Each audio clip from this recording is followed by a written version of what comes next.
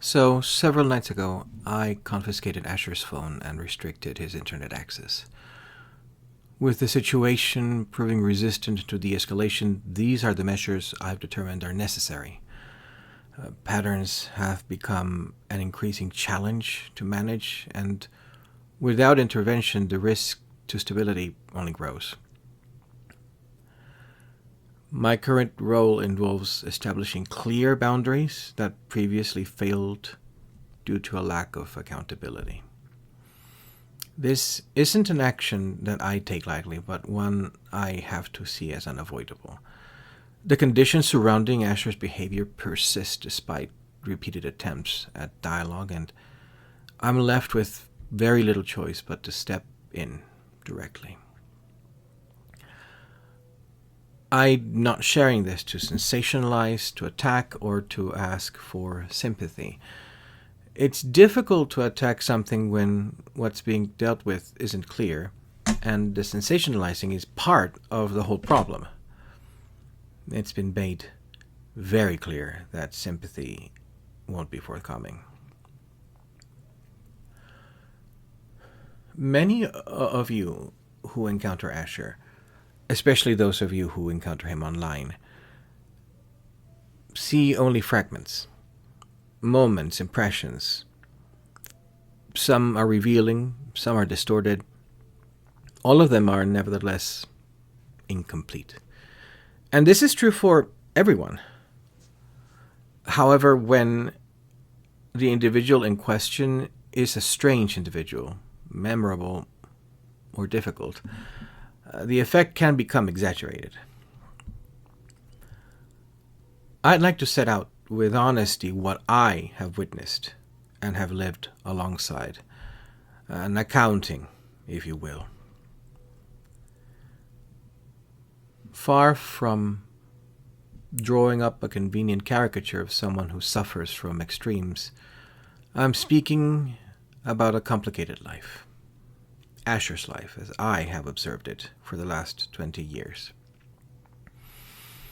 From early struggles that shaped his way of moving through the world for the better, to the intensity that makes him both magnetic and difficult. It has a rhythm that many of you will recognize. The telltale sign of something not readily visible. A genuinely frightening disorder that shapes perception and conduct. A condition that too often has dictated the course of his relationships and decisions. It's not an overshadowing that he chooses to live under. It's a dynamic he chooses not to indulge in. Now, he's not always successful. But after 24 years of working on it, he tends to fare better than most. Now, he is not alone in this. He is not unique in carrying the weight of an unruly mind. He's like many of you, living with a disability that distorts perception and exacerbates conflict. I don't share in that disorder. I don't share in any disorders or diagnoses. The mental health system has only been part of my life by proxy, but I have lived close enough and long enough to see how much such a grandiose disorder work, how it spreads, how it can easily turn any spark into a raging fire for better or for worse. 20 years with a severely borderline individual is a rarity, and it's one I treasure. But more crucially, I have seen how this present crisis was not born in a vacuum. It continues to be accelerated, inflamed, and amplified by one person who set it in motion, deliberately or not. The same person benefits from the chaos in ways that are not readily and immediately obvious, but they will be in the fullness of time. Without the setup of a volatile situation and the repercussions of its complete abandonment, Asher's inevitable difficulties at the relationship's end would have remained survivable. In the majority of his relationships, of which I've seen my fair share, that has been the case. But rather than aim towards even the most remote form of a fair resolution, People involved in the situation steered clearly towards ridiculous and dangerous heights, which is where we are today. That external spark and influence, all of which were unnecessary, can't be ignored.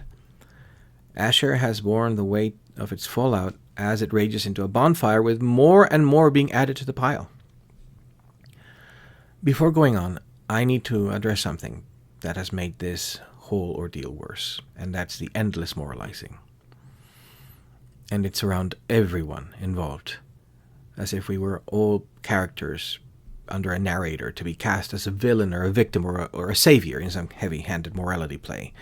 So much is drenched in tones of good and bad, and it's described literally as good or bad. Despite the temptation, and I can understand the temptation, dysfunction can't be understood in the same way that one might speak of sin or virtue without risking discrimination, stigma. With subtle and consistent framing, this overmoralization has insidiously ensnared everyone in an enduring psychological grip that's far more influential than the actual very mundane events behind the original event. This is not helpful. What is helpful is trying to aim for an elaboration on simply what is real, what is not, and what's the difference. Before morality can offer accurate judgment, you have to know what has happened and who is responsible. So what matters first are the mechanics, actions and their consequences with their frames. Every choice lives inside a frame made up of roles and context and responsibilities. If you try to separate the act from the frame, you end up with nothing to hold on accountable. And there can't be a disconnect without some part suffering for it. Trust exists at the intersection where all of these elements meet, and that is where responsibility resides as well. The crux of the question is whether people took responsibility for what followed their choices. Asher is responsible for his actions and their consequences, just as each one of us is responsible for ours. But to determine responsibility, we have to establish who did what, why, and what happened. So A does B, B produces C, and C leads to D. Every action and corresponding container are bound together, with each consequence flowing into the next. That's the only ground that's firm enough to stand on. Who's right and who's wrong? That can come later. What I know is that when it comes to Asher, people talk about Asher as though he hides behind a facade, as if the surface is false and the absolute truth lies deeper, somewhere darker. But that's a mistake. If Asher says something, he means it, which is a way of saying he doesn't lie. The intensity, the thoughts, the almost too good consistency, the intimidating memory, and it is intimidating. He remembers everything. The spirals, they're not disguises. They are Asher. It's not a performance. But I know it's easier for people to imagine that they really know better. It seems like they think that behind the outbursts and brilliance and volatility and abrasiveness, there's a secret persona waiting to be uncovered and mollified and conquered so that he can rejoin the pack. He can't really mean some of the things he says, because who says that, right? But that's a projection. It falls very, very short. It doesn't reflect reality because not everybody is the same. People are different. And to assume your experiences are a universal constant by which everybody has to be measured is not only incredibly short-sighted, it's enormously self-involved. And that's the point that this first installment is meant to discuss. The first step in the erasure of another individual.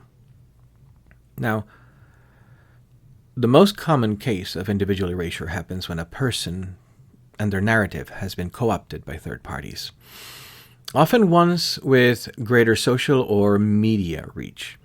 The methods by which this is accomplished can vary in execution, but it boils down to one very important motivation: the subversion of the focal point of the person's narrative.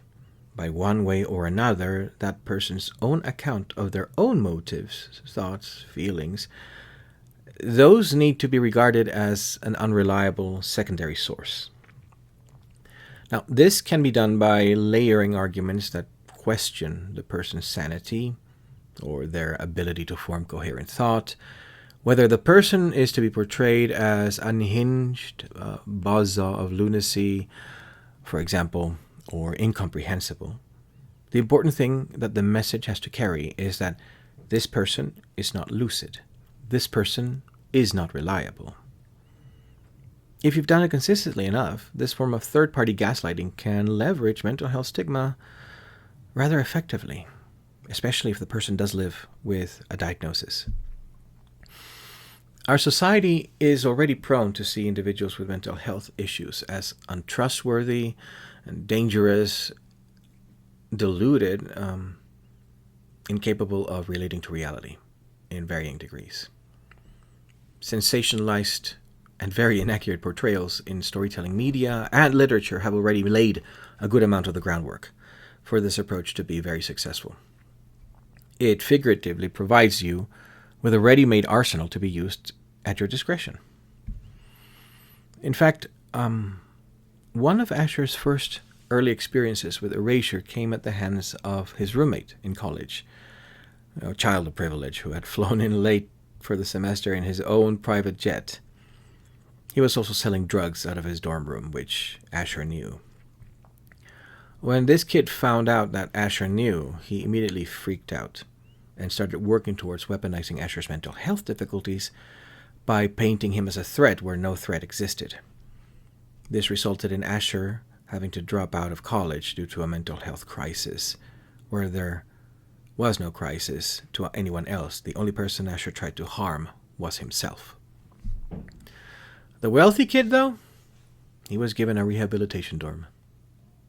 Narrative. So this sort of erasure hinges upon the party positing themselves as a narrative authority through several methods. The first and most effective one is by creating a narrative of apparent reasonableness. So let's pretend that that's your goal. How do you do it? Well, to accomplish this, you have to set up a structure by which the things you say and do are seen through a lens that presupposes that all of your actions stem from a rational or reasonable process, even if they do not. Narrative overlay is a very powerful thing. Humans have a tendency to think in stories, something that philosophers from Slavoj Žižek to writers like Terry Pratchett have centered in their works. Terry Pratchett calls us the Pansnarans, the storytelling ape, because that is how we relate and establish causal links between events in our minds, and how we package meaning. Whosoever finds a way to control the story, therefore controls everything. And the best way for one party to wrestle a third-party stories away from them is to convince the listeners that the individual should not be entrusted with their own story. Now, this relies upon vagueness. The human mind is very good at detecting patterns. It's one of the things that not only have primed our survival, but also allowed us to categorize knowledge through taxonomies. We start from concrete examples, and through a process of abstraction, we eventually categorize things by associating them with a wide network of abstract concepts. So, for example, if I say Mario to you, or Mario, and you're a gamer, the abstractions that will shape the concept in your mind are formed by video games and all of the knowledge in those subcategories, like a platformer. But you also think plumber, mushroom, princess, overalls, red and blue, etc. But these are all abstractions at which you have arrived after your own personal frame of reference helps form them.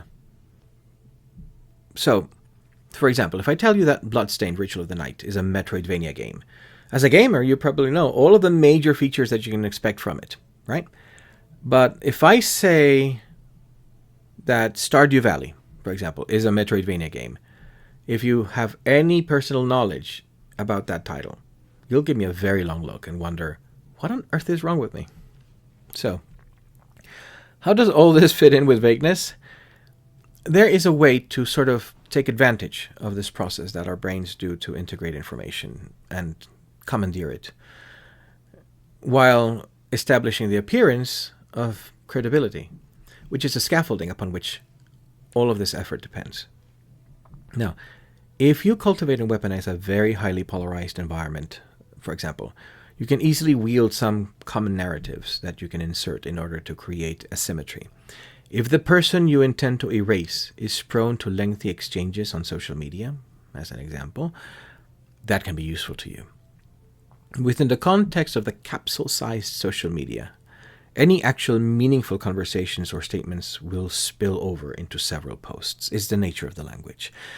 But the design of the environment in social media creates a false sense of excess by the very interface.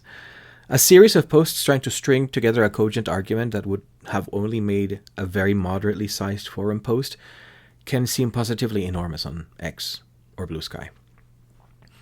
By borrowing a classic troll narrative that equates any exchange of any length with a psychological imbalance, you can exaggerate the impression that these soundbite-shaped platforms already create by claiming that someone's posting is unhinged, deranged, or incomprehensible because of the length, and that therefore they must be posting while emotional and therefore exploding or blowing up.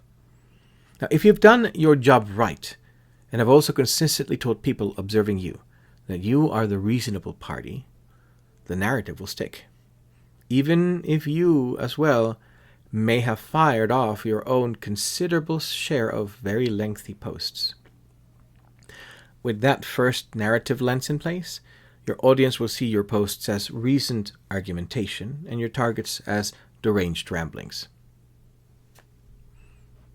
Despite the fact that whatever its length, the length of someone's message alone does not have a direct correlation to their mental state or their stability. The second lens that needs to be in place is the expectation of public privacy. I know, it's an oxymoron, but this is a narrative that is a double standard, by which you posit that only the things that you bring up in public are appropriate to discuss, and that any further revelations or details by other parties constitutes a violation of your privacy and confidentiality. If this person has already been afflicted by the derangement lens, any evidence that they put forth to counteract your claims will then be seen as nothing more than a pathological response of their own ailment, and a violation of your boundaries, which is a leveraging of moralistic condemnation. You, being the reasonable one, is the scaffolding that makes this narrative stick. Now comes the preemption of the full narrative. If you've been careful and successfully leveraged the mental health stigma against your target, the next step should be easy, and one that you've already probably practiced. You only share what details are necessary for your purpose, in the most vague terms possible. This is a deliberate stripping of context and history and relies upon your audience knowing you more than they know the other individual. And by this point, you're ensuring that your audience doesn't want to know the individual because of the preceding steps. Not only that, but if they react with any public outrage, anger, or similar reaction, you can wield that as evidence that reinforces your points about them, even if you were the inciting party to the incident that caused them to react. Once you have that framework in place, and you've created an environment where vagueness is regarded as ethical, your audience won't question the missing element or the missing element of that account or any other account.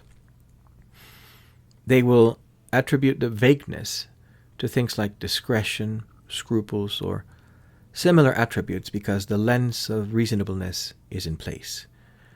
And if the other party counteracts with data, you can claim it doesn't have the full context while also not providing what is supposedly missing because you've set that up as the ethical position. With this, the asymmetry begins to take full effect because you are an authoritative source now, and the other party is sus. Now comes the point where you commandeer the process for other people. If this third party can't be considered as reliable, even about themselves because they're so unhinged, then you can use the bolster of reasonableness you've cultivated to do something very important. You become the interpreter. By that I mean that every action that this other person takes is not seen as within the container of that person's agency. It's seen through yours. The lenses that are put in place create a narrative about this person that effectively creates a figurative moat around them. Nobody wants to be close enough to understand, and any friction with the person is seen through a distortion. The individual can't, for example, be mad about someone's actions because of what that person did. They are mad because they are, insert your favorite term, unhinged, incomprehensible, nuts, whatever. So, obviously, people won't look at that person, their actions and words by themselves. There's already a narrative in progress that tells them, danger, danger, Will Robinson. They won't. They shouldn't, according to the narrative. So, who can explain why they do what they do? Well, of course, you can. Because you see, the framework in place has now cut out the part of abstraction forming where someone gathers data from personal experiences and first-hand knowledge. The subject now becomes a removed party, unknowable because they don't know themselves, which is ultimately one of the cornerstones of basic assumptions of mental health stigma. It requires a wise mentor figure to untangle the dark and twisty recesses of that mind.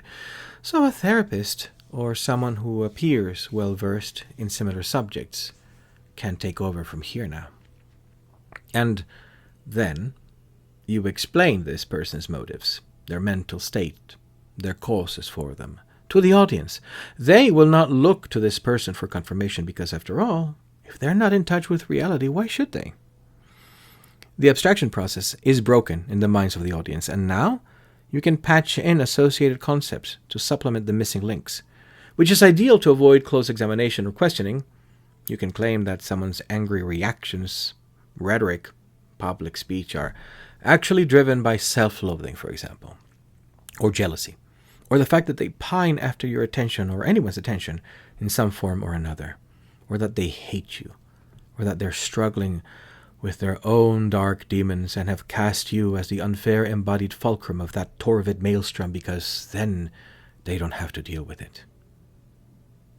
All of those things then become associated with that person in the minds of the audience. You've removed all important details that might contradict that through vagueness, and have rendered the target unreliable and untrustworthy. So whatever it is that you say will be what your audience thinks of when the subject names comes up. Commandeered abstraction complete. That person's story is no longer theirs to tell. And now, you control the narrative. See how that works? There's a reason professional therapists don't try to interpret motivations.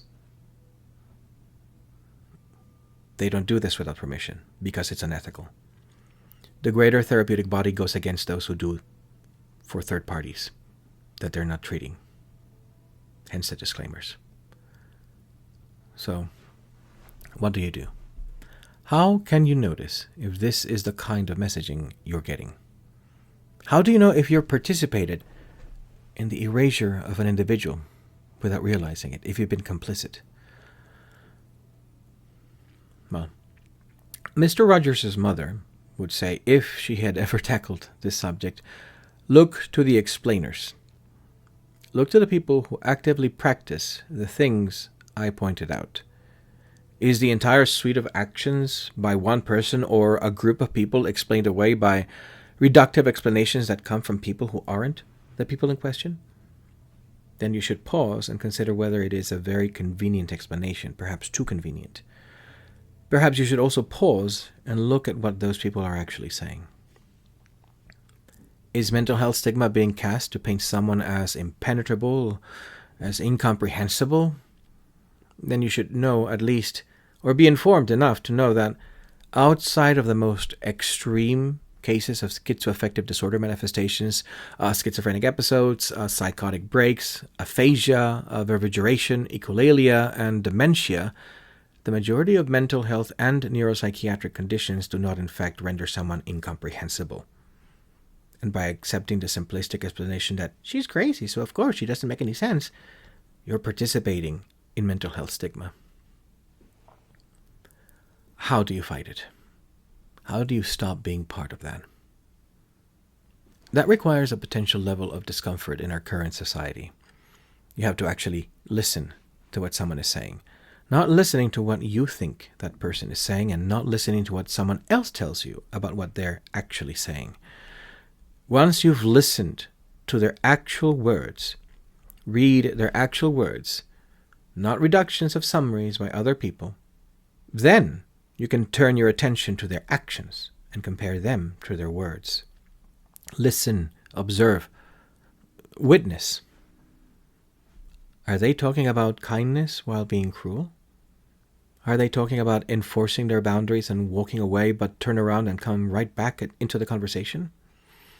Are they decrying breaches of confidentiality while revealing people's personal details? Do they preach forgiveness while holding on to grudges like an Olympic sport? Do they make claims of truth or falsehood while providing no evidence? That's the first point of forming your abstraction about someone accurately. Does word match deed? Now, if it does, then you can assume that you can take that person as reliable. In that instance, you should never abstract that as a person always going to be this or that, only that they're generally this way or another, until your knowledge of that person is absolutely thorough. And that can take years. And that's if you know them personally. Never if you know them only online. This is so that you don't fall into the same mistake I have fallen into in the past and ended up adopting blind spots. If word and deed don't match, then comes the examination. Why would someone say what they said if their actions show otherwise? That's where you try to gather more information to see if there is something you're missing. Always try to observe your primary source, that person. The why can be tricky, and you may never actually know it. All you can know is that they haven't been honest with you. And should you be especially suspicious of people who verbally tout their virtues, people who will mention how honest they are, how much integrity and consistency they have? You should. Out of danger that you may already have made abstractions about them that grant them trust they may not have earned or deserved, and have caused you to not look at their actions too closely. This is the part where you're weighing the evidence you have witnessed. Once you have ascertained the consistency of the claims, you can then get to the moral part. It's at that point where you can actually pass a judgment on whether the evidence tells you about a person or not. Not before. And judgment is necessary to survive. You can't not decide whether something is good or bad for your health, mental or otherwise, because then the repercussions of not judging will eventually affect you. So, also, be prepared to adjust your judgment when new evidence comes to light. Or if something is pointed out that you may have missed before, and the logic and the evidence check out. At those times, you should review the evidence, the knowledge, your abstractions, and render a new judgment based on that new information after verifying it. So, the way to break the narrative and narrative erasure is pretty straightforward. Witness, wait, and judge. Judgment without witnessing is prejudice at worst and ignorance at best. Witnessing without judgment, that's just being complicit. Asher is not concealing himself. He's not playing at being someone else. If this rings hollow due to some narrative dissonance, then I'm here to tell you that the dissonance people are experiencing comes from believing others when they layer stories over him, rather than believing him.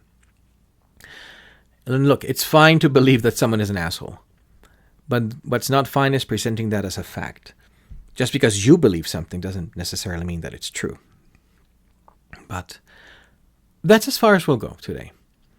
I want you to listen to the words I've said and ponder them, perhaps even put them into action and look around you. You may find that there are stories in place the likes of which you weren't even aware you bought into. Until next time, I'll see you soon.